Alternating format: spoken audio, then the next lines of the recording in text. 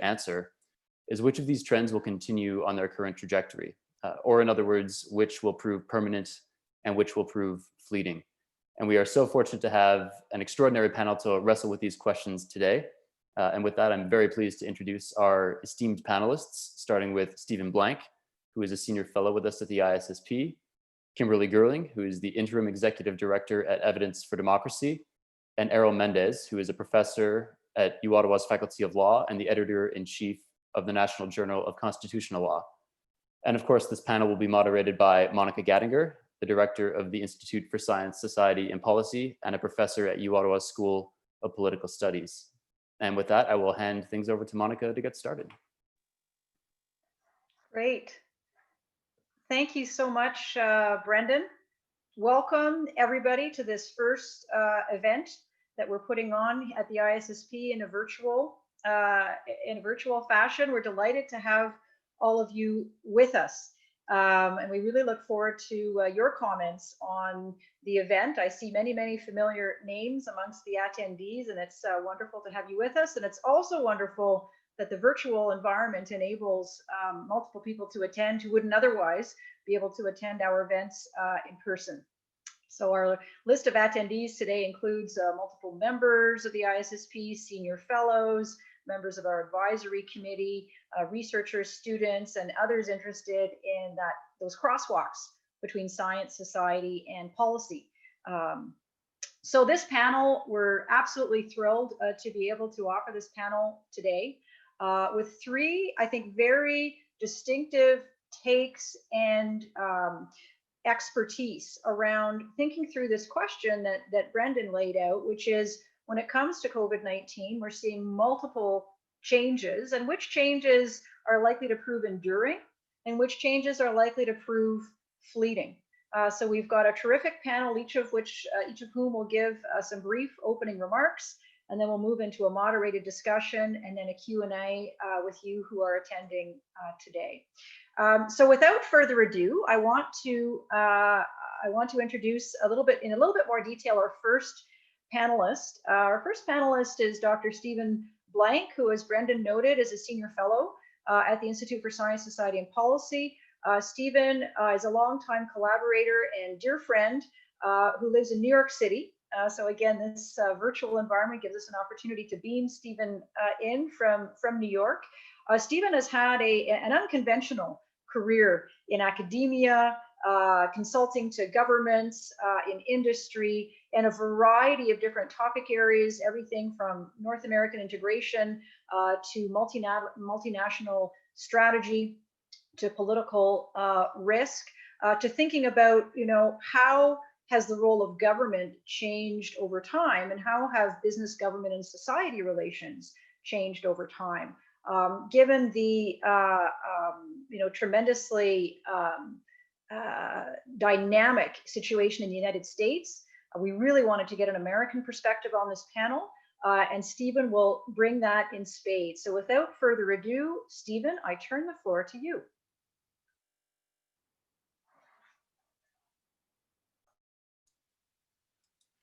Okay, I'm delighted to be here. I represent the long arm of the ISSP to my little island in New York City called Roosevelt Island. I'm fulfilling a wish always to be a foreign correspondent. So this is a delight. I want to say that I've been associated with the ISSP since the beginning, I think, and it's time to acknowledge the great work that Monica and now Raphael have done in building this remarkable institution. It's stunning and grand and represents one of the best of the University of Ottawa.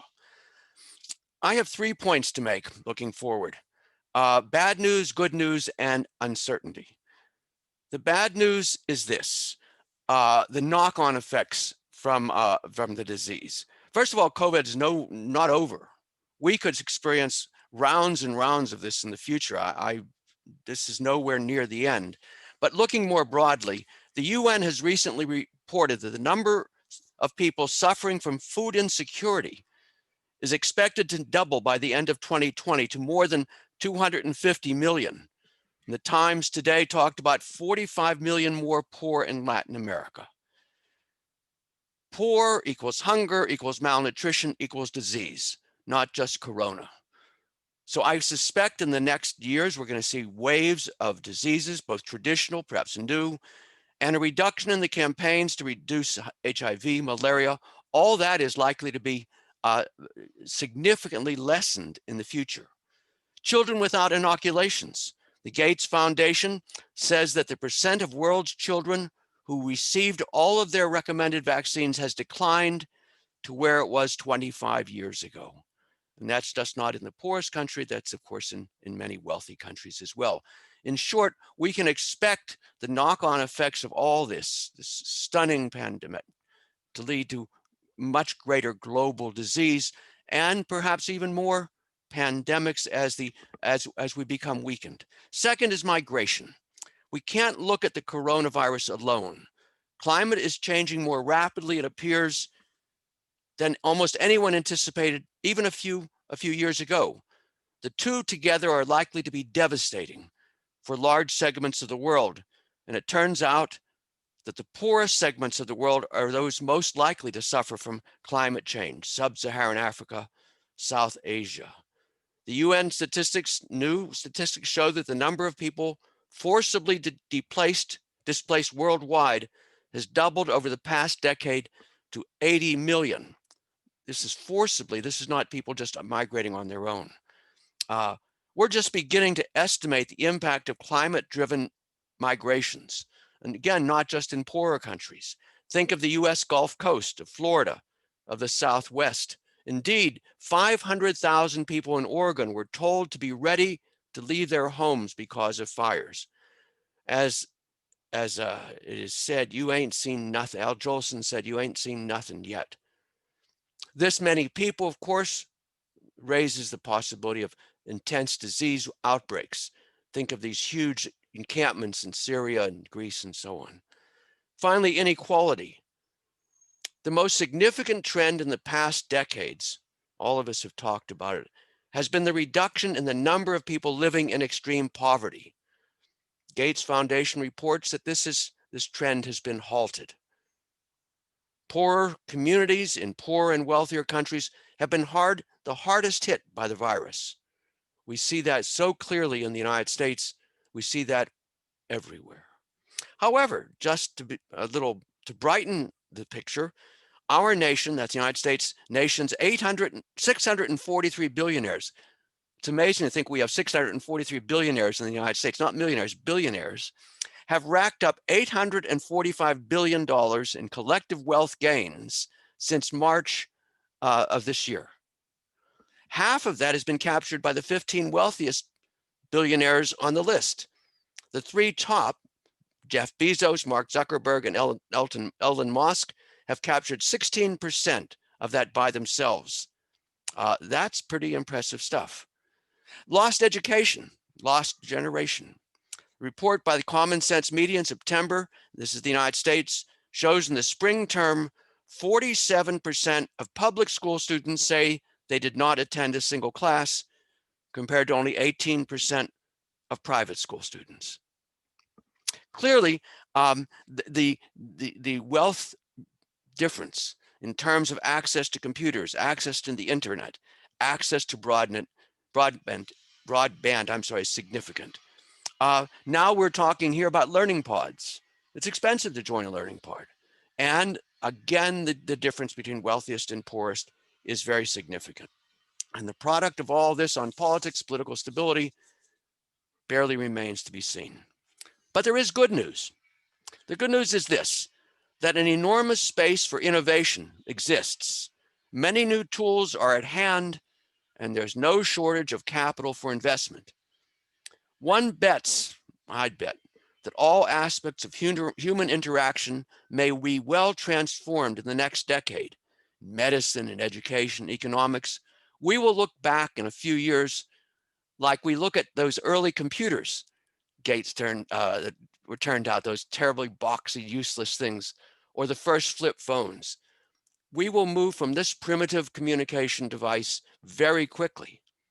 Until recently, I saw a doctor in the same fashion as my father's patients in 1936. You make an appointment, wait at the office, see the doctor. I now see my oncologist by telemed. My new old Apple Watch looks at my heart beat, and it worries me if it thinks I'm having an AFib. I'm told that there are toilets in Japan that can check your urine and poop, and all this is just the beginning. Education, we're not going to go back. We don't have to go back to what there was. The mix and match that's possible between digital and physical is enormous. We laughed, Monica and I, at the limitations of the broadband in the new social science building, how minimal it was. Ain't going to be like that in the future. The possibilities are enormous. In a few years, just like computers and mobile phones, what we're using now will seem unbelievably primitive, even quaint. Economics, delivery, retail, all changing. So what's the last point? That's the uncertain point. Will innovation be widely available? Higher education could be much less expensive with new technology, or the best technology might be found only in the wealthier schools. Medicine could be much less expensive with new technology, or the new technology might be found only in the wealthiest hospitals. There's enormous opportunity that will exist to deal with the critical sources of inequality, the lack of access to education, to healthcare. All of that, I think, will very much be possible in the near future. And the expense is not. I've often talked to my students about the difference between Henry Ford. To build the first Ford, he had to construct a whole factory, train thousands of workers, develop supply chains, bring in everything from rubber and iron to get that car out at the end. Zoom is basically an issue of software. The amount of investment is minimal. The ability to correct as we go along is great. The cost is not enormous. This is really a question of whether social policy will track or lead technological innovation, or whether social policy will fall terribly behind the wave of technological innovation. Thank you. Thank you so very much, Stephen. That's a lot of ideas for consideration in a very short period of time. Terrific. And you know, I think about some of the conversations you and I have had in the past, Stephen, about bricks and mortar. How much do we need bricks and mortar? You know, and the extent to which now we're really seeing the possibilities of virtual connections. I think you've really laid out, you know, both that this is the best of times, it's also the worst of times, and perhaps probably in the reverse order. And then the question is, will some of the potential that you've raised actually be realized? So I'm looking forward to pushing you a little bit on that in the Q&A and moderated discussion session. So now I'd like to invite our second speaker to share his views with you. Professor Errol Mendes, again, a colleague and dear friend at our Faculty of Common Law at the University of Ottawa. As Brendan noted, Editor-in-Chief of the Constitutional Law Journal. Errol has led a very distinguished career advising governments, industry, civil society organizations on a broad range of issues. He's particularly well known for his work in human rights. But he has a lot of expertise also on trade and commerce, on Indigenous issues here in Canada. Whenever something large is afoot in science, society, or policy, one of my go-to people is Errol. What does Errol think? So this is the point where I turn it over to you, Errol, and say, Errol, what do you think? Thank you, Monica. I much appreciate your invitation, and I'm glad to be able to participate in this excellent event. I'd like to focus on Canada rather than elsewhere. And let me start with the view as to what we have been doing in one of the richest countries in the world. At the start of the virus, everyone was saying that we are all in it together. Well, we're not. 6 months into the suffering, we have a huge disparity in terms of who is suffering the most. And let me give you a list of those who are suffering the most and are not in it together equally with the others. Let me start with the elderly, and I'll go a little bit more about that after I give you the list. Then we go to the unemployed, the lower paid employed, women, racialized minorities. That's pretty much the vast majority of our population. And they have not suffered equally. And so let me start with the elderly first. In my view, one of the biggest human rights failures that this country has experienced is with the elderly. When we have across the country between 77 and 80% of those who have died have come from the long-term care facilities. It is stunning that that is still going on. And it is reinforced by the failures of government to even acknowledge the role that they have played in this. So let me give you a quote from the Globe and Mail from August the 31st, where the Ontario government, apparently, according to this report, is not guaranteeing the health and safety of residents in these LTCs. Because it says in a legal document in a multi-million-dollar class action suit that all the responsibility lies on those who actually run these facilities. So keep in mind, however, that the Ontario Ministry of Long-Term Care regulates, licenses, and inspects the province's 623 long-term care homes. They are being sued for $500 million for all the suffering that was caused and the deaths. And yet they are saying that they have no responsibility. As one of the lawyers said, it seems to me insane that they would say that the class action has suffered no real damages and therefore they have no responsibility. So there's government still refusing to take responsibility for the massive failure that Canada has experienced with the elderly. But it doesn't stop there. Let's take women, for example, the majority of this country's population. While those who have public sector jobs or high-paying jobs have, to a large extent, not suffered as much as women with children. And let me give you a stat, which again comes from the Globe and others, that women, for example, who have children, the aggregate hours worked by mothers of children under 6 were down 17% compared to just 4% for men. That's pretty much a large percentage of our population. In terms of the lower paid, those who have the lowest number of pay suffered the most unemployment according to the latest statistics.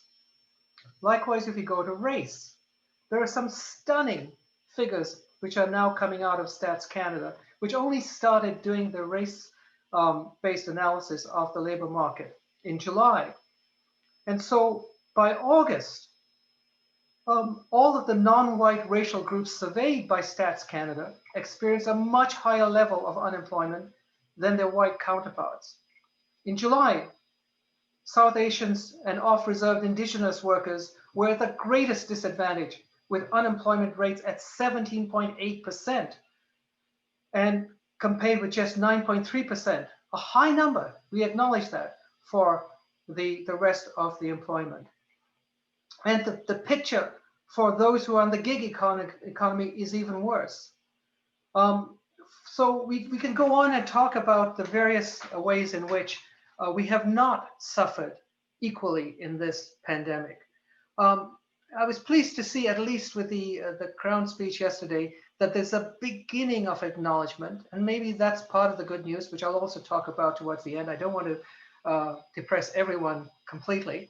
At least there's acknowledging now that there will be either an attempt to impose national standards on the LTCs, the long-term care homes, and even consider putting in place criminal prosecutions against those who actively cause deaths and severe suffering of the elderly.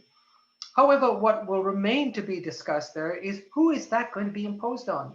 The individual overburdened caretakers in those facilities? Or will it be the actual organizations who run those. That has not been determined as yet. So at least there's starting to be acknowledgement, as there is. So pleased again to see that the Crown speech talked about the fact that women have faced the larger burdens in this. And there's a very interesting statement in this Crown speech that there is going to be a feminist intersectional approach to seeing how we can remedy those inequalities. And with racial minorities, yes, there's acknowledgement of discrimination, but not much in terms of how we're going to actually make sure that the flow in which many of the racialized minorities are facing in this country in terms of unemployment or low paid employment, how that can be rectified in the long term. And therein, I think, lies the rub in terms of how do we reconcile ourselves as one of the countries in the world which pays attention to inequality, which tells the rest of the world we are champions of inclusive employment, inclusive human rights for everyone, and tell the rest of the world that they should do better in this. So we have a lot to do in terms of essentially thinking about how do we develop a massive build of our social infrastructure to meet these fundamental challenges of governance and regulations. And if we don't, as Stephen said, this is not going to be the last catastrophe we could face. Some of the scientists say that there are multiple pandemics lining up behind this. It requires a profound examination by our best minds, our best practitioners, and indeed all of us, to think about how do we prepare. Not just for this one, which, yes, I agree with Stephen, we will have better days and we should all hope to have better days. But in the long run, we have to rethink our entire social infrastructure and our governance structure. And are we capable of that? That's the question which I would like to pose to everyone here and in fact everywhere else. Now, good news, I promise good news. I think where we have to be proud, not completely proud, but just a little bit better than some other countries, is how we as a country, as citizens, we trust more in science, in public health information. And as I've just shown you, some of the stats coming out of Stats Canada, etc., which gives us the evidence that we have to do better. When we look at the United States, and indeed some other countries, where the trust in science, public health information, is degrading to such extent that you're now seeing some of the worst evidence of essential social unrest happening in some parts of the States, in Europe even. And sadly, we're seeing some elements of that starting with the horrible news that we heard yesterday that the health officials in BC and now even here in Ontario are facing threats, etc. So one of the things we have to be proud of and make sure we actually reinforce the ability of scientists, of public health information and Statistics Canada to make sure that that information is available so we can do better, not just with this pandemic, but prepare ourselves for the next one. I'll leave it at that. Thank you. Wonderful. Well, actually, I shouldn't say wonderful. I should say thank you. It's not wonderful. You've laid out some very grand challenges and you know, Errol, I think, as we're going to be talking about in the moderated session, you know, many of these issues that COVID has laid bare, they were there prior to COVID. And is this now an opportunity to, you know, to transform, whether it's our decision-making arrangements or our institutions or our policies or our thinking around these really pivotal challenges, notably social, societal challenges.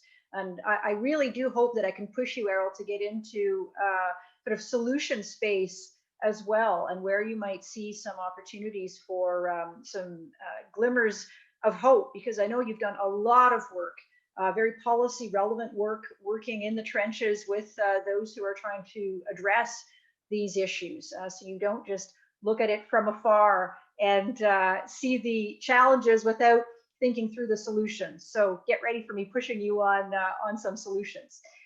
So that brings us to our final panelist for today, Dr. Kimberly Gerling, who is the Acting Executive Director at Evidence for Democracy. We are so pleased to have Kim with us today. Kimberly sits on our advisory council at the ISSP. She brings, a really, I think, unique, but increasingly kind of emergent, I would say, perspective to these issues as a scientist who is deeply concerned and engaged with the science society policy interface. So for those who don't know, Dr. Gerling, she is a PhD in neuroscience. She went on to become a Canadian Science Policy Fellow, where she was thrown very rapidly into the world of defense and security, working at Defense Research and Development Corporation on issues around ethics and defense and security. Since that time, her career has taken her, further and further into these science, society, and policy issues. We're delighted to have her with us here today. E4D, under Kim's leadership, has undertaken a number of very interesting studies around evidence-based and evidence-informed decision-making and trust in science. So Kim, we're really interested to hear your perspective on the issues today. Thanks so much, Monica, and thanks for letting me add my voice to this really rich discussion. So for those of you who might not know Evidence for Democracy, we are a nonprofit organization. We're nonpartisan. We're based in Ottawa, but our mandate is to promote the transparent use of evidence in government decisions. So we do that through issue-based advocacy campaigns where we engage the public as well as government. We do original research on evidence-informed decision-making, and then we also do training and education to better connect science with the government and government policy. And I think it helps to sort of put some things into context, because E4D was really formed during a time when we really didn't have a government that was very pro-science. It was formed during the Harper days. It was very clear that we had a government that was quite anti-science, and really the organization was formed to help really push the government for more support for science, the ability of scientists to speak freely, as well as evidence-based decision-making. And really since then, I think a lot has changed over the course of the last few years. We do have a government now that has made science more of a priority. There's been a lot of tools implemented in the government to really help support science and evidence-informed decision-making, like a chief scientist, policies to help scientists speak more freely, tools to help support evidence-informed decision-making. And while it's not perfect, these are really important steps. And I think when we look at COVID-19, I'm going to start from sort of a more positive space and then maybe move into some of those challenges. I think that that foundation of science and evidence-informed decision-making has been really important in Canada's response to COVID-19. So when we look at how our government has responded to COVID, we've seen some really clear examples that science and evidence-informed policy has at least been really put forward as a really key step in how the government's been responding. So some of the examples that I've seen from our perspective is really clear messaging around using science to inform decision-making, putting people like Theresa Tam and public health officials on the platform as the folks who are actually delivering the message to the public, which is, I think, really important in inspiring public trust in the decision-making process, which is really important when the public needs to make informed decisions around COVID-19.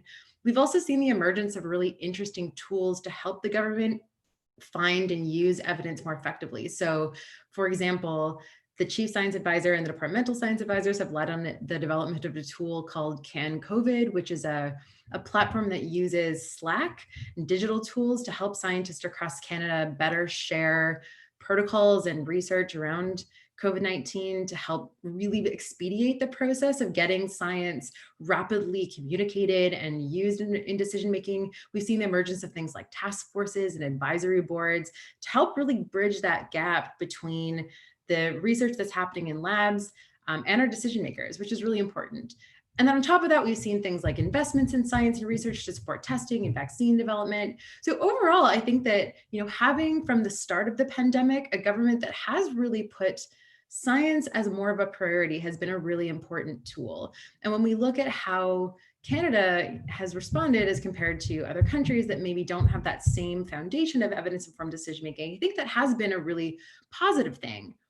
Now, all that to say, I do think that there are still some really major challenges that we are still facing now and that will really be pervasive with regard to science and evidence-informed decision-making moving forward. And one of those, of course, is misinformation. So even when we have really good tools for evidence-informed decision-making, in a situation like COVID-19, where the science is rapidly changing and where there's so much public anxiety and fear, we've seen this in real time, that misinformation can make it really, really difficult for governments to, find and use the best available science, especially when there's so much public pressure. And I mean, Errol, you just mentioned this. We're seeing this now with our public health authorities getting death threats because they're making evidence-informed decision-making about things like mask wearing.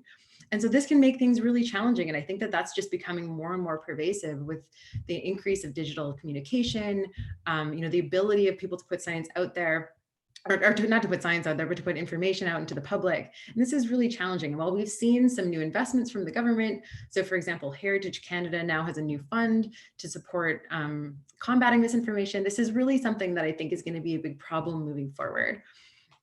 Trust is another really big issue. I mean, Errol mentioned this as well, but I think that, we do have pretty good trust in science in Canada, but we've seen in previous years that trust has dwindled in experts and trust has dwindled in our public officials. And so this is something that could potentially become more challenging as we move around. Also, in order to do good evidence-informed decision-making, we need good evidence. And I think COVID-19 is a really good example of this challenge.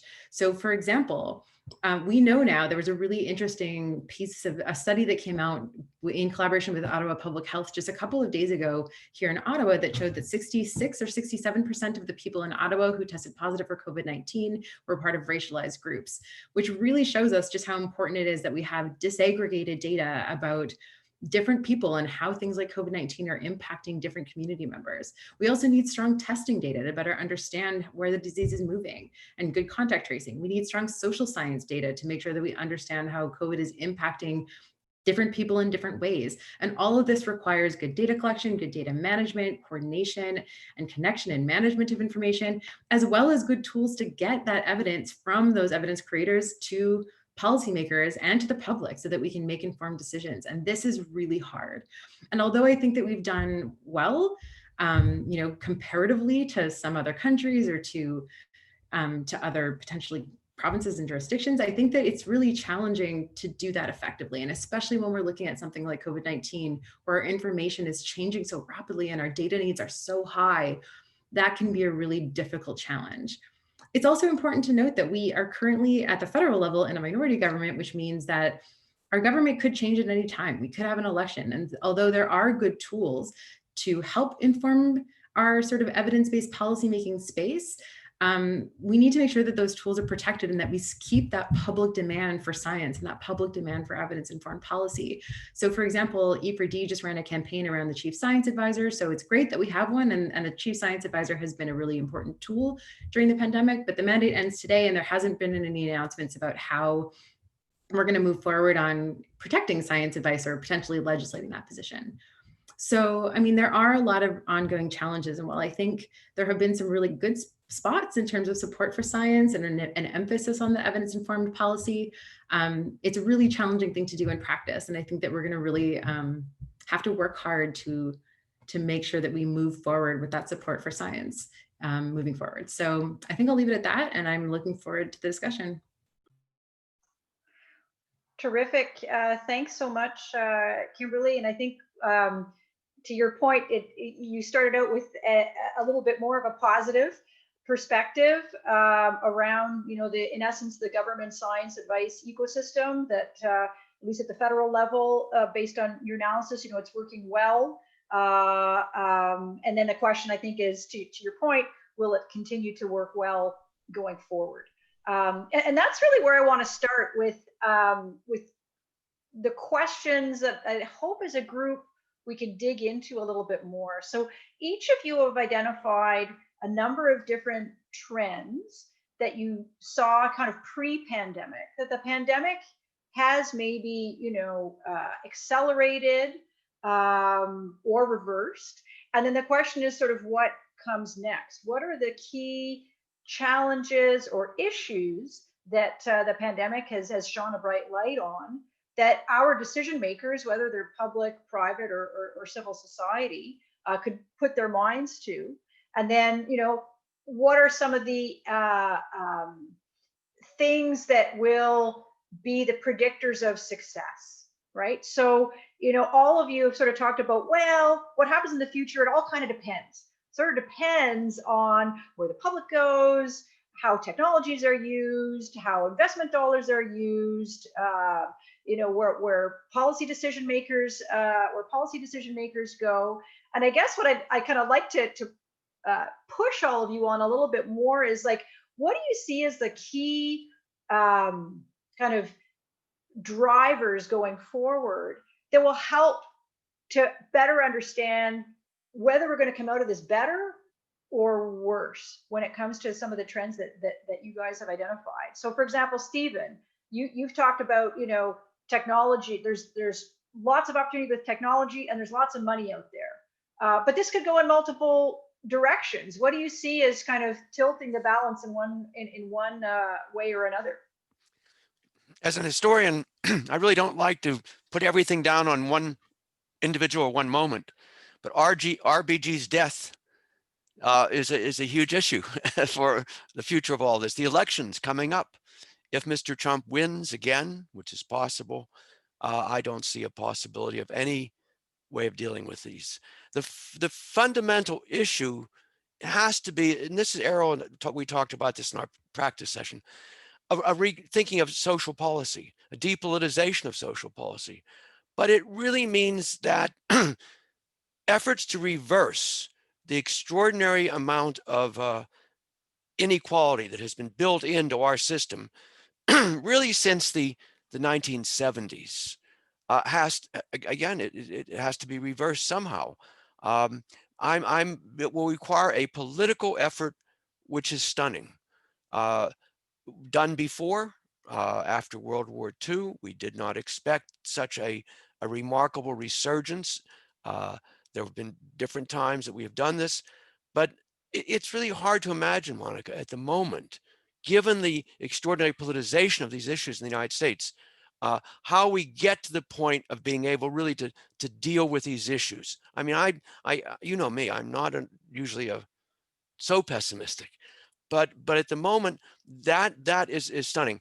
The other thing is pretty clear, is that being in this together, Errol, what Errol says, is not just in one country.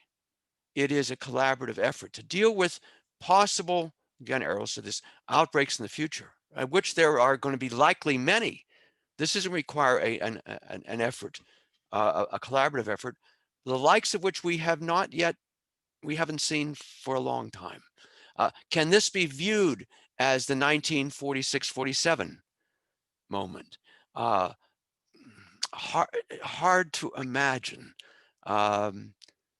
Okay, go on and ask more questions, but that's really not a good I answer. just want to, but before opening it up to others, I want to just push you a little bit on that, because certainly people have been looking at, that post-war period as a comparator. Why would you say that it's not necessarily the place to look for comparisons? Well, we go 1946-47. Remember how narrow the margin was to move ahead. I mean, the votes, the views were very narrow. The United States could easily have turned inward, easily become more conservative, reactionary after the war. But you have the Depression, you have the war, of a huge sense, creation of a greater equality in the war and in the Depression. And the people were willing to accept the kind of hardship of higher tax rates. They were willing to continue a step-by-step process of opening. And then, of course, it exploded with great fun for everybody. Most of all, there was a sense that government worked. When I was a kid in school, and this is 1944, 45, doctors, nurses came and gave us injections. No one ever asked the parents. The parents thought, wow. When I went to a working class, lower middle class school, isn't this wonderful? It's science. All these people in white coats. It's government doing good things. There was a sense that, or polio. A doctor came to our school with a bag of candies, said, put this on your tongue and polio will be gone. And there was a sense that government could do this. The loss of faith in government, the loss of sense of government and community is since Bob Putnam's book, is very noteworthy, not only in the United States, but around the world. combine that with the extraordinary amount of inequality based on the capturing of gains from new technology and so on. So none of the billionaires I mentioned were old families. It's not Rockefeller. These were new, this is new money, and extraordinary. It's going to be hard to come off of that for people to see in any way that this was a collaborative effort as the war was. I mean, there were bad people in the war who made a lot of money who didn't go, but I mean, the general sense that this way, and then the sense of government representing a collaborative effort, representing being on the right side. I don't know how we're going to recreate that. That's going to be difficult. If Mr. Biden, Vice President Biden becomes president, his major task will be to recreate some sort of a sense of we're in it together, which certainly does not exist now. No, and I think, certainly what we've seen with Black Lives Matter and Me Too is that, many would say that great period of progress that you pointed to in the early post-war period wasn't actually working for everyone. And to Errol's point, were we really all in it together, I think is an open question in the minds of quite a few. So I want to just turn it to Errol for his thoughts on either the question or Stephen's remarks. Well, okay, you asked me also for me to provide some ideas for solutions as opposed to outlining the challenges. One of the most interesting statistics that I have read recently from Stats Canada is that by the end of August, for the higher paid people, especially those who can work from home, the recession was over. Now think about that. It really goes to show that what's at the root of many of our problems is the floor, the so-called floor. That unless you can get the parts of society which have suffered the most to raise the flow for them, we will not, in the long term, have these solutions that we've just been talking about. So what are those possible solutions? Well, many are coming up with some of them, but as Stephen says, it's going to take enormous political will for us to do that. Obviously, one which was not mentioned in the throne speech, which disappointed me, was the push by many in civil society across the country, and indeed in other parts, for a universal basic income, so that at least you're providing a basic income for those who are at the floor, at the bottom of the floor, to speak, sometimes even under the floor, if you can even use that metaphor, to actually give them a chance of rising a little bit above the floor. Obviously, when we look at social statistics in terms of what other indicators allow you to rise from the floor, education is a big one. One of the things which is absolutely critical is to make education much more available, free in my view, in many respects in terms of post-secondary, to actually get those who have suffered the most to be able to educate themselves to a higher level, and to the ability to work in terms of working from home, let's say, if this thing continues. Other areas which absolutely have to be looked at is how do we look at the long-term care of our elderly? I mean, do we need to have, as the throne speech said, to have national standards? And if we do, how do we make sure they're enforced? And who's responsible? Is it the individual caretaker, which is probably going to be too much? Or are you focusing in on the organizations that run them, which causes huge issues to be raised in terms of who funds them? How can they actually seek the funding from government if they can't do it on themselves? So there's a whole bunch of solutions which have to be looked at in every single sector from all those people who have suffered the most to come up with the solutions for the long term, not just the short term, but the long term. But as I said, it does require for those billionaires who Stephen talked about to basically say, yeah, tax me some more, which is unlikely to happen. So you're talking about governments who are willing to put their political futures on the line to make sure that people start thinking of tax not as a penalty, but one which is part of your social contract with the rest of society, so we can have a society where everyone is in it together and not have only the majority of the country suffering more than the small few who can use their above the flow to take care of themselves. It's, Errol, as you were speaking, it just sort of gave me this dizzying feeling of, oh boy, have we got a lot of work to do and a lot of mobilization of knowledge and science and evidence. Kimberly, what are your thoughts on all of this? Yeah, I mean, the thing that I keep thinking about in all of this is that this is a real moment where we can create a lot of public demand for support for science and evidence-based policy. And one of the messages that I've been trying to get across in our work at E4D is that we need to be supporting that public trust, public understanding, and public demand for science. Because when we think about science, I think it's really easy for us to sort of get in our minds that science just means, in terms of COVID-19, that science just means, science to help us develop vaccines or science to help us develop better tests.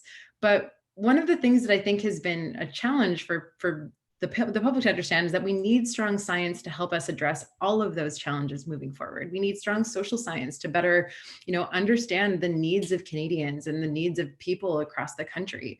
We need data to understand, how different communities are being impacted and the specific policies that we need to actually move forward. We need, better understanding of how the virus is moving and better models so that we can actually predict how to actually protect Canadians moving forward and what we need to be doing now. And I think that this is a moment, and I mean, speaking from sort of an advocacy perspective, this is a moment where I think we need to be building that public pressure. And I think one of the challenges, and we've seen this in Canada in the past, and I mean, we are seeing this now in the States, is that science is always political, but I think that this is important to make sure that science is not partisan, because we could have an election at any time. And I think that demand for government transparency, that demand for strong mechanisms for evidence-based policy would be so important moving forward, because it's not just about this moment of how we respond to COVID right now. It's about making sure that we are demanding that our governments are making it clear how they're informing those policies, that they're gathering the right evidence, that they're communicating with the right decision makers to address all of the sort of cascading challenges that are emerging as a result of COVID-19, as well as challenges like the climate crisis, which are going to require really strong science moving forward. And I think that that's really important, that we make sure that that demand for science isn't just within our niche community of academics and the people who are already thinking about science, but that we're building that public demand now. And then I guess, along with that public demand to build that political will, that building that public trust and understanding of science is a challenge that I don't really have a good answer for. It's something I think about a lot. So we're thinking about now, what's the role of us as the sort of science community and science supporters in helping combat that misinformation as we move forward, because I think that that's going to be a real crux. And there's not a clear solution, but I think that we really need to be thinking about science literacy and really thinking about science as something that impacts all of us, that's going to help rebuild our economy, that's going to help ensure that we're building towards more equality moving forward. So I would say that public trust and public demand is really going to be important. Terrific. Thanks, Kim. So I'm going to ask one final question of our panelists, and then we're going to move to Q&A. So I did just want to let everybody know that that's coming. And so the way we're going to be doing Q&A, rather than using the chat function, if for those of you who you're our attendees, if you want to ask a question, please select the Q&A icon and type your question in there. I'm going to be keeping an eye on that box, and we'll be putting your questions to the panelists. So please do start lining up, so to speak, with your questions based on who I see in attendance here. We have no shortage of people who I'm sure have lots of terrific questions and views and perspectives on the issue. So please start inputting your questions. In the meantime, I'm just going to put a final question here to our panelists, and then move into the Q&A. Based on what all of you have said, I hear, Kimberly, your points around science and the importance of science and public trust in science. And, Errol, one of the things you said that I'd really like to pick up on a bit here is this idea of actually involving those who are affected by decisions in the making of those decisions, right? So it's not just the sort of pointy-headed academics like me or you who have the great ideas, but we're actually working in co-production models with the people who are actually going to be, affected by decisions and who are currently affected by decisions. I think that's certainly what we've seen very loudly and clearly with, with the Me Too movement and Black Lives Matter is, people will find a way to have their voices heard. Seems to me we need to do our due diligence to make that space in the existing decision-making systems that we have. And Stephen, I'd really be interested in your thoughts on, how do you do all of this in an environment where we seem to have kind of increasing political fragmentation, if not outright polarization on these issues? How do you build trust when we've got, increasingly some of these issues divided along partisan lines? So I'm going to just sort of open it up with that. But it seems to me we need to sort of get to a space where we start transforming our decision making in a way that facilitates aligning science, society, and policy imperatives. And I'm not just saying that because I head the ISSP. I actually truly believe that to be the case. So what are some of the things that we can do to do that? I'll open it up to any of you. Just unmute your mics and weigh in. Okay. Am I on? Yep. Okay. Two things. The classic social science answer to that is improve, strengthen social institutions, bottom up. That's really the key, that we have to revitalize those organizations, those that texture of our society. But you know what? The other answer, I'm afraid, is that democracy doesn't work. In this highly linked in, highly connected environment where bad science, where wrong information travels so quickly, in a highly partisan situation, if you look at who's been successful dealing with the virus at this point, it's not been the democracies. They haven't been able to hold the line, whether it's France or whether it's Italy. Those who have held the line have been mainly China and Southeast Asia.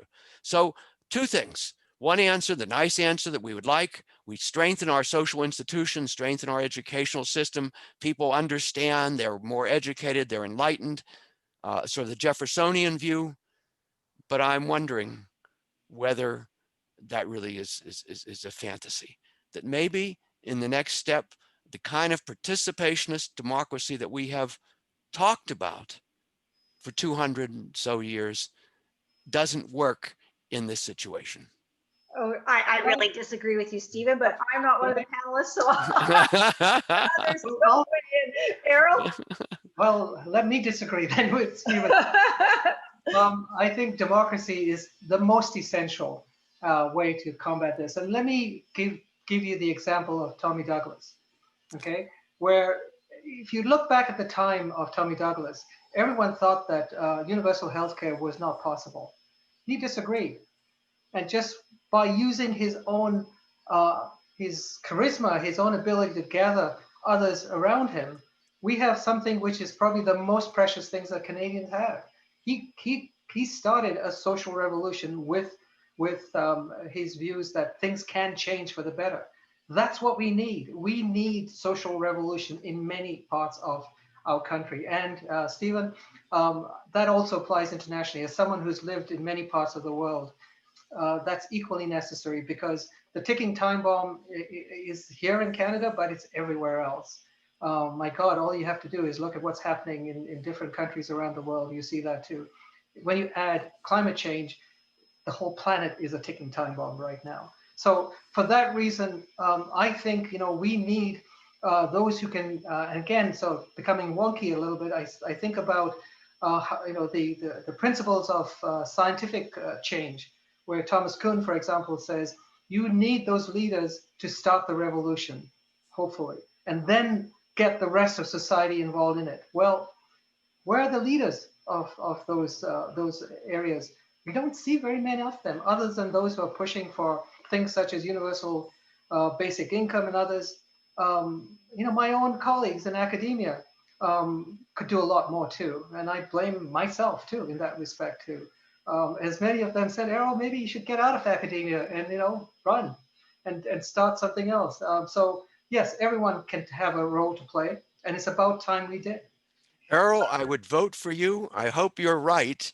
but it's a big task to ask anyone, to our society, to do at this moment. And again, the track record of those who have done best dealing with COVID have not been us, except Canada, of course. Always Canada.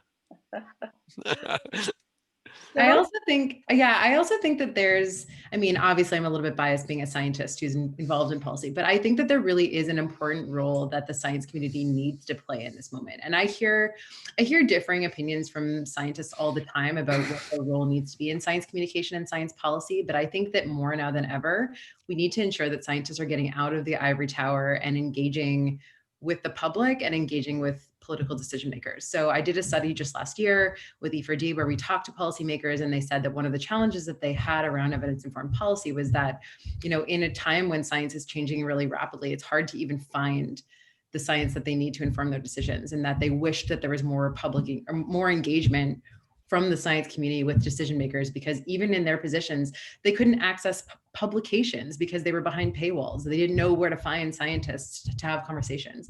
So I think it needs to move beyond sort of ensuring that, like, I do think that things like open science and making science more accessible are important, but I think it needs to move beyond that and getting scientists involved in putting their work out there in a way that's accessible and useful to policymakers and also to the public. Because I mean, there's always going to be people who are on that really extreme polarized side where you're not going to convince them even with good evidence. But especially with COVID, I think that there is a part of the population where they want to make informed decisions, but science is changing really rapidly, or they don't know how to tell the difference between good science and not good science. And I think that the community of academics, whether that's social scientists, physical scientists, need to be involved in that conversation. And we need to be creating forums for that to happen more seamlessly so that the public isn't just getting their information just from Facebook.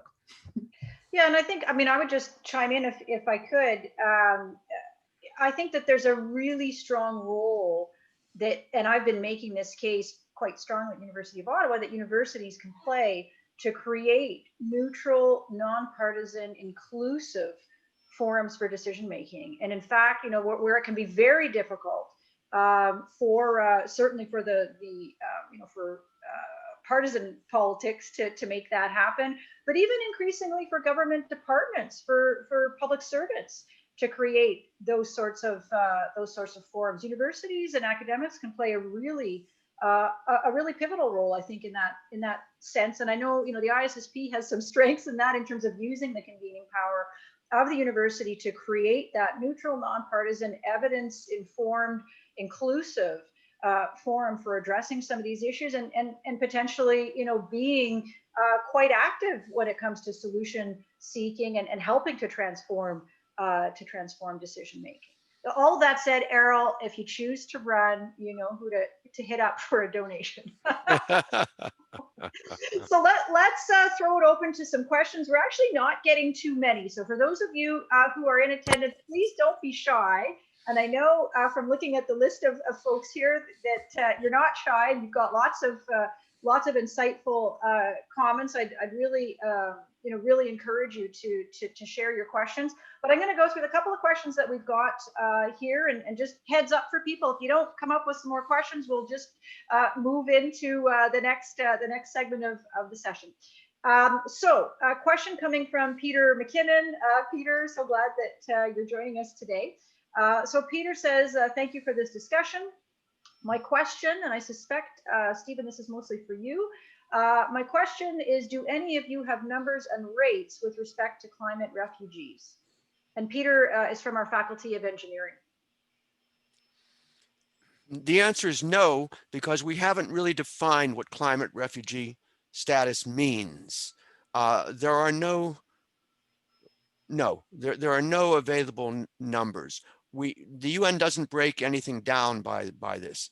And we're just at the beginning of, I think, of significant change in climate that would produce, large numbers of climate refugees. Dhaka, what happens if, in Bangladesh, hasn't happened yet. People have still hung on. Hell, people have hung on in South Florida. My sister lives in Phoenix. The temperatures are now going up to 110, 115 degrees. How long can you stay in a community at that level? No, the answer is we don't have numbers yet, but it does seem, nor in sub-Saharan Africa, where huge numbers of people are on the move, more often staying within their own country. But again, we haven't seen this yet. Errol or Kimberly, any comments on that question? Yeah, I mean, even if there are not traditional climate refugees, they are causing massive problems. The Secretary General of the United Nations actually pointed out that in Darfur in Sudan could be very much the first climate change genocide that occurred because of the ability of the pastoralists, the ones who had cattle, etc., pushing out those from those areas where they need to have more pastures and killing off people there.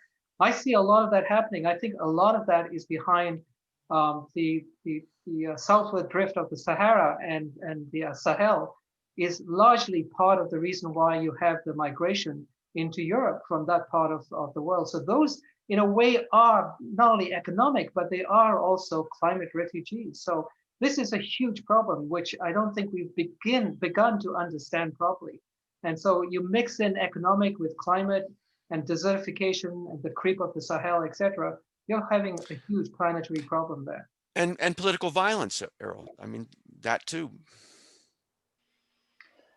Second question here, the person did not leave their name with it, so I won't state who it's from, but the question is, rising inequality is to a degree related to the worldwide competition for capital. Climate change and now the pandemic are global problems. At the same time, we're seeing growing tribalism and the decay of world order. Any comments? Yeah, I think he's got a point there. I mean, one of the things which is becoming quite clear is that you can actually, I think Stephen may have talked about this indirectly, that the roots of our inequality today, you can trace it right back to Maggie Thatcher and Ronald Reagan, who basically developed the so-called Washington Consensus, where basically saying, look, the way for everyone to get rich is privatization, deregulation, open up trade borders, etc.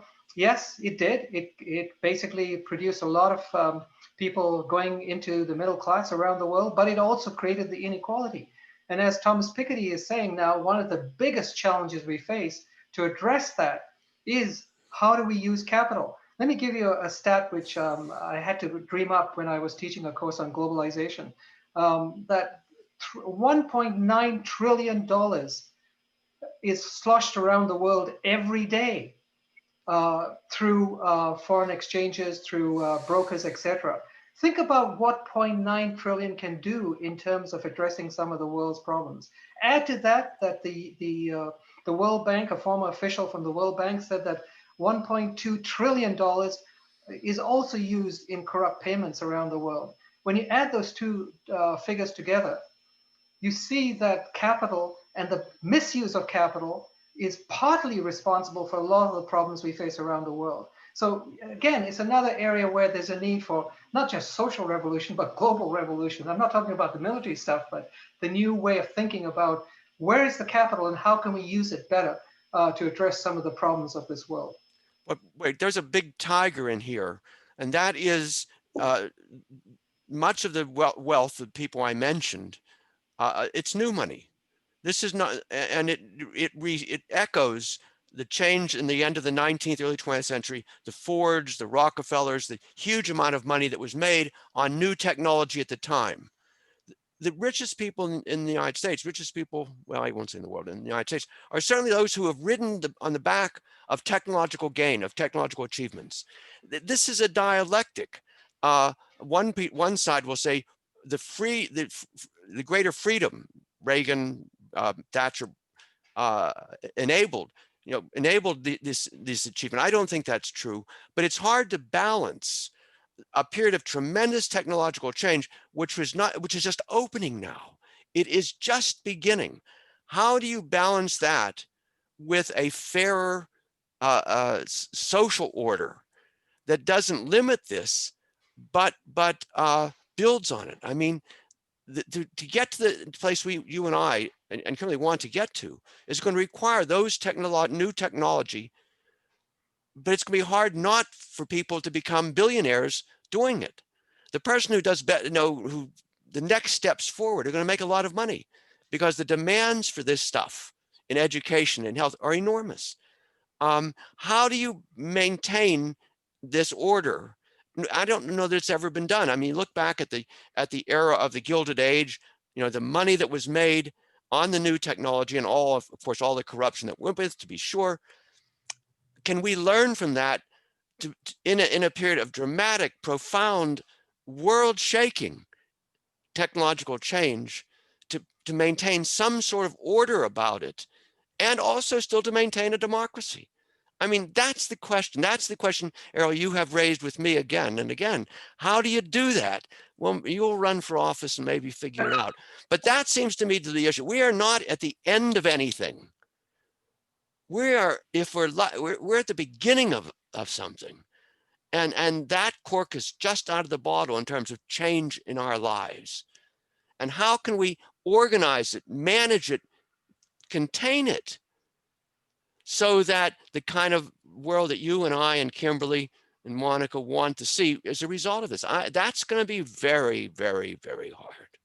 I just want to also briefly comment on the point about tribalism, because one of the things that I'm finding is really, really hard in my work right now is that even when we're trying to create public understanding and public trust, there has become this divide where different portions of the population believe literally different facts to be true. And I think that this makes it really difficult to be pushing for things like support for science and evidence-based decision-making when the fundamental understanding of what truth is can be very different between two different sides of the population. And this becomes really challenging when it comes to things like democracy and moving forward on decision-making, because if no matter how hard we try to get certain portions of the population to believe, science to be true, that's where it becomes really challenging. And that's why a lot of my work right now is trying to focus on combating misinformation and public understanding and trust in science. But it's a barrier that I don't have a good answer for, but that I think is contributing to a lot of ongoing challenges with regard to big, wicked problems like climate change and COVID-19.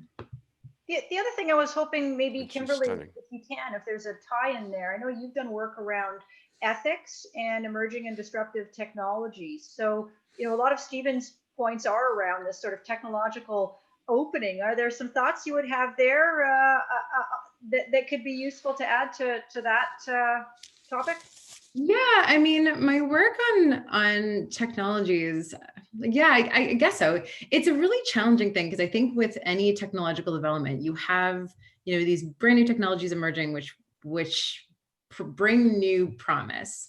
And then everyone wants to adopt them. It's really exciting and really great. But then with any new technology, you also have all these unknowns of like how they're potentially going to impact us. So my work when I was working at Defense was to try and develop frameworks to identify the ethical challenges early on so that we can prepare for those technological challenges in the future. So the goal of this kind of framework, and I think that this sort of thinking can be useful as we're sort of in this moment where technology uptake is happening really, really fast, and the need for this technological uptake is really important.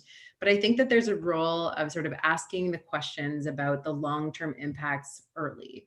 And again, this is I'm going back and saying the same thing that I was saying before about making sure that the technological developers and scientists are a part of that conversation, to make sure that we're having conversations with our policymakers and with the public about what those long-term impacts might be, and how, what policies we need to put into place to protect us, to protect the users of those technologies, to protect our interactions and how we, interact with our allies and with our adversaries using technologies. So, I think that having frameworks in place to sort of anticipate ethical or policy barriers with technologies are really important now, rather than like a year, 10 years into the future.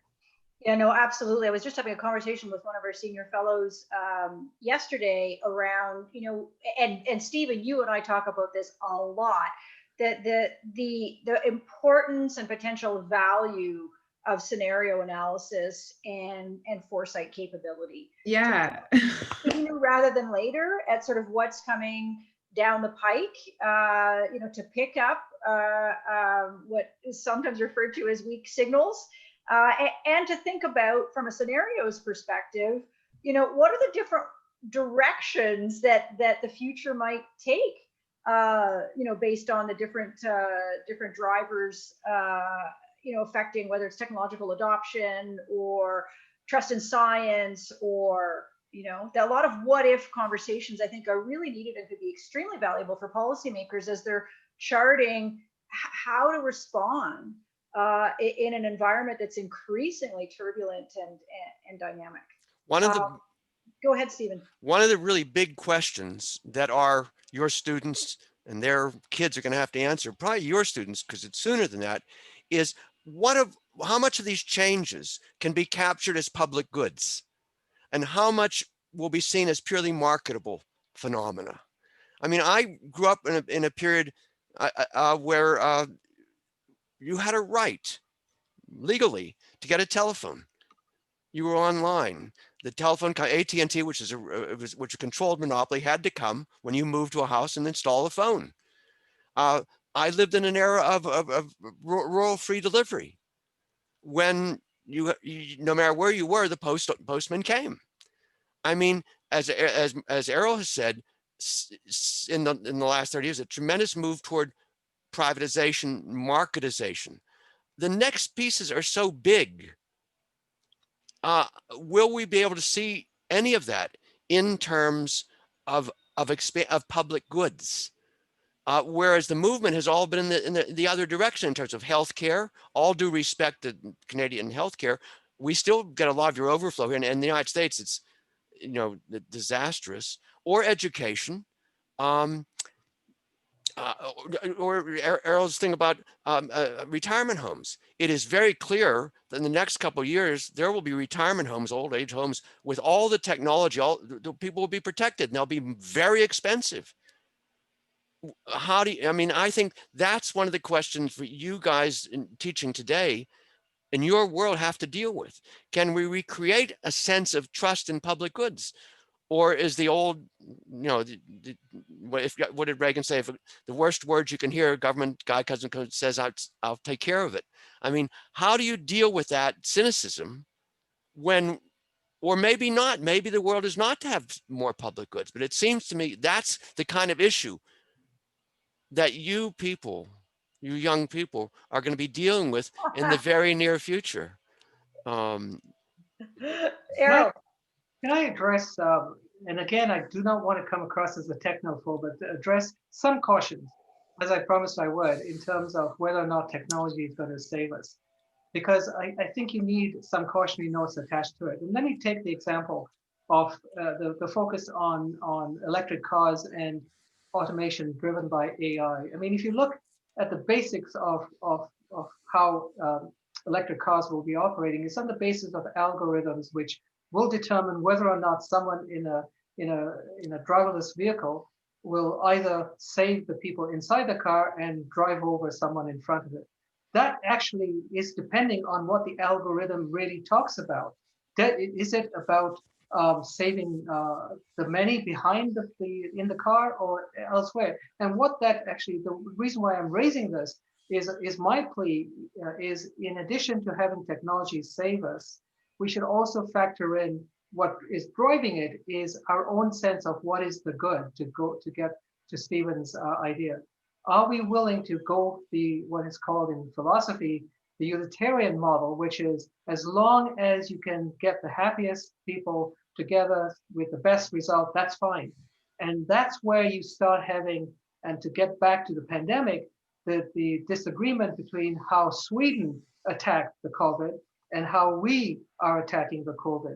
Whereas some people have said that the whole focus on the herd immunity was more utilitarian one, where the massive number of people can get the disease, and then you have the herd immunity.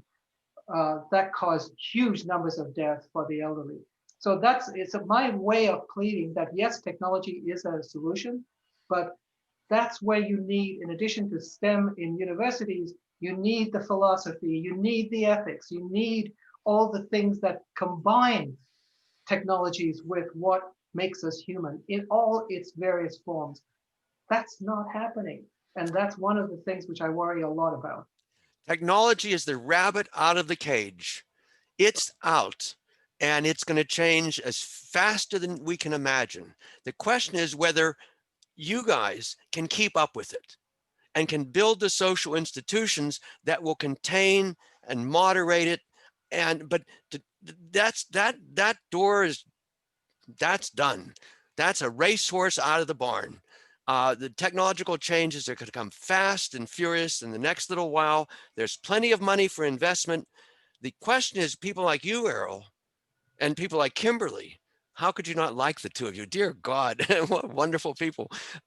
Can you devise the mechanisms, the social structures to contain this and make it more value, to spread it so that more people have it? I don't know the answer to that, but that's you don't have to be, I'm not a technology freak, but that's happening, and there's no control over it. I mean, that's the issue is, can you guys come up with the vehicles and the public support to control, to manage those huge changes that are going on right under our feet on a moment-to-moment basis? But That's I my think part of that, Stephen, is also about, what does the innovation process look like? So to the example that Errol gave, at the ISSP, we have a research and engagement cluster on robotics and AI. And the lead for that is a professor who's a Canada Research Chair in the ethical engineering of robotics and AI at the engineering faculty by the name of Jason Miller, who is, not only an engineer in his training, but also has a PhD in philosophy, to your point, Errol. And so he knows how engineers think, but he also recognizes the ethical challenges and issues that are raised by things like autonomous mobility, which happens to be his area of expertise.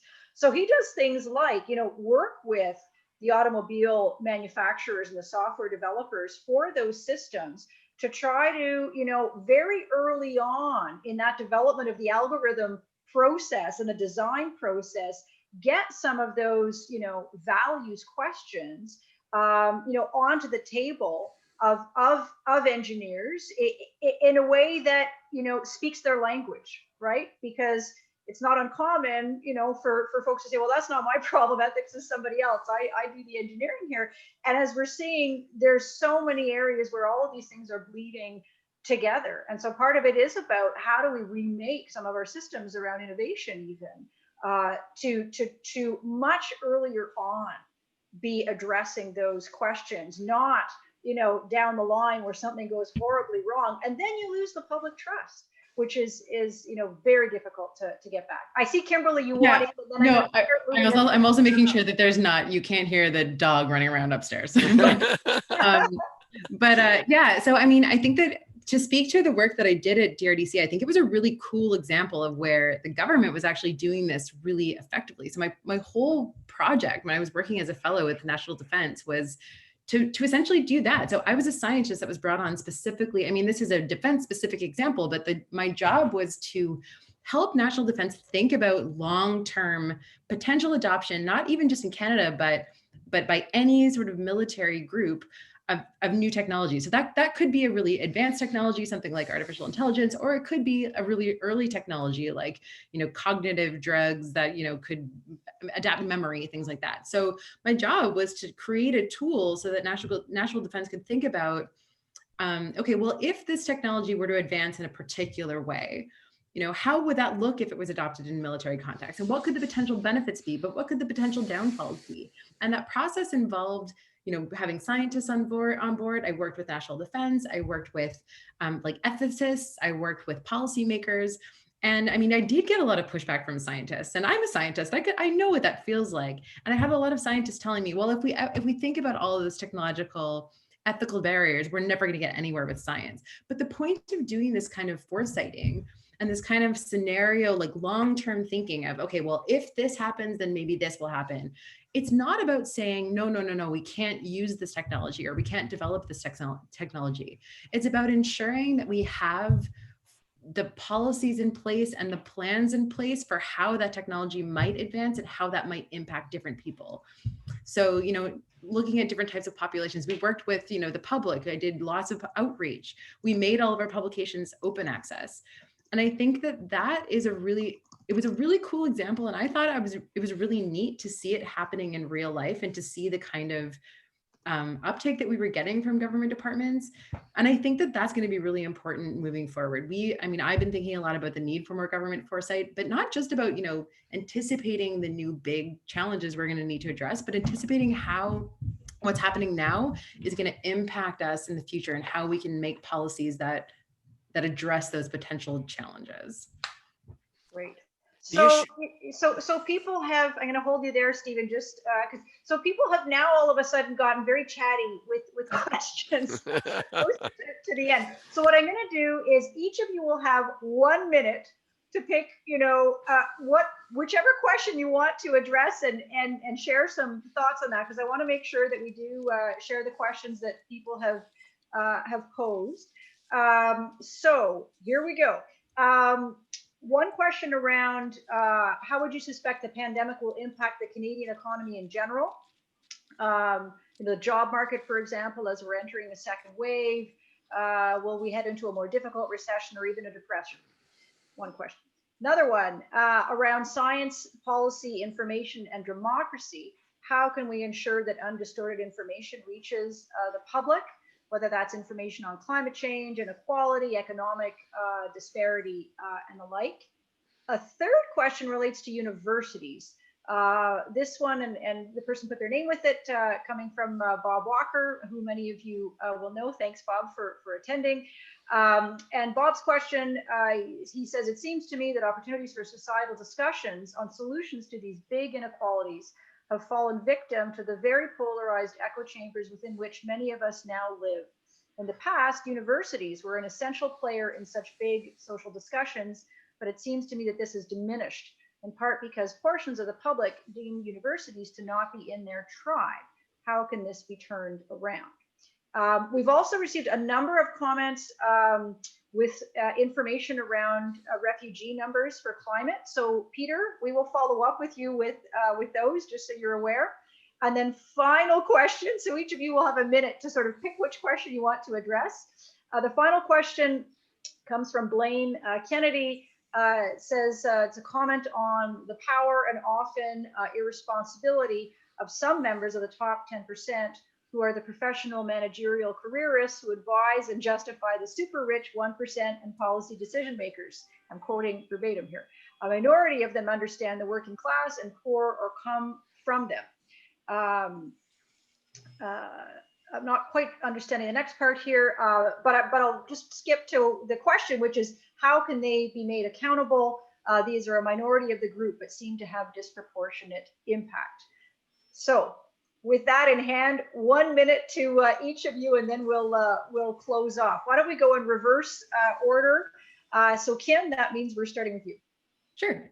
So I think I'll speak to I guess, both to the university question and to the sort of connecting information to the public. I agree. I think that universities definitely need to have a role here. And I think that one of the challenges is that there's not a lot of incentivization for knowledge mobilization at universities. And I mean, Monica, you and I have talked about this a lot, but I think that this is something that really needs to change, especially with the uptick in misinformation. People really do see the university as an ivory tower, but a lot of that is just because scientists are not rewarded for engaging in a way that's actually useful to the public or that makes that science useful. So I think that would be my sort of 1 minute answer, is that we need to be making platforms and incentivizing that knowledge mobilization of universities and folks who are working in a university setting to make sure that we're not just preaching to the choir and in our own communities, and actually getting science out into places and in ways that make it accessible and useful to people who might not necessarily be a part of that tribe, so to speak. Yeah, great. Errol.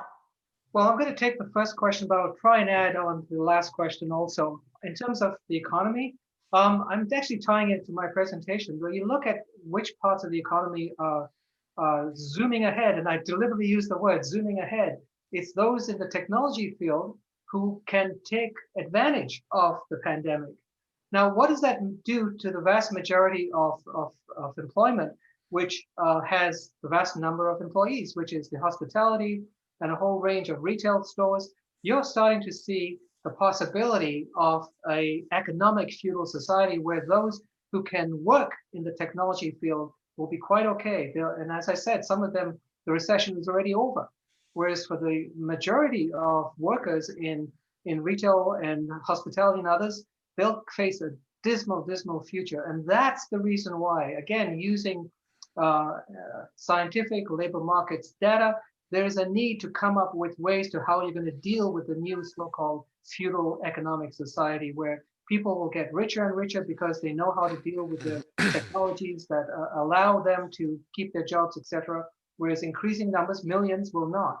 How are we going to deal with that? Well, that's kind of then leads then to the last question, is where do we get the ideas to force the social revolution that I'm talking about? Where are we finding the new Tommy Douglases? We're not going to find them if we look at the areas of opinion making. When you look at the regular channels in TV and other ways, or newspapers, it's journalists talking to journalists. Where are the new thinkers, the ones who can come to the fore and talk about new ways of dealing with these problems? So you need a whole bunch of revolutions in terms of who makes the opinion, how is it directed to policymakers, and who are the policymakers themselves. Again, if you look at the top ranks of policymakers in this country, they're not diverse. They do not represent the population of Canada, either in terms of gender, in terms of racial diversity, or in terms of, as one of you mentioned, in terms of background, in terms of whether or not any of them experience deprivation, etc. What drives me, and I'm not afraid to say this, I have experienced hunger in my life.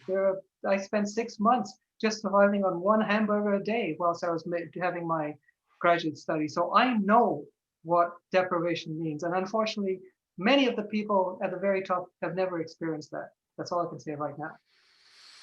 Thanks, Errol. Stephen, last Errol, one. yeah, Errol raises, again, really good questions. I'll tell you some answers. Where we're not going to get those ideas. We're not going to get them really at the moment from universities. The university situation, again, there are great universities, the University of Ottawa, of course, but have been degraded. Do university presidents have a moral standing? No, they're out raising money for football teams. I mean, football's all right, but I don't think anyone sees universities now as a leader. In our own world, bad journals, too many gypsies teaching, not a sense of what a university as a community. Foundations. When's the last time you heard of foundation leadership? Again, I come out of an era of Ford Foundation, of Rockefeller Foundation. These people, we don't hear them anymore. Companies. I mean, again, the great Watkins lab at IBM, the GE lab, the things that Northrop did, and where enough money was available to allow people to sit and come up with great ideas.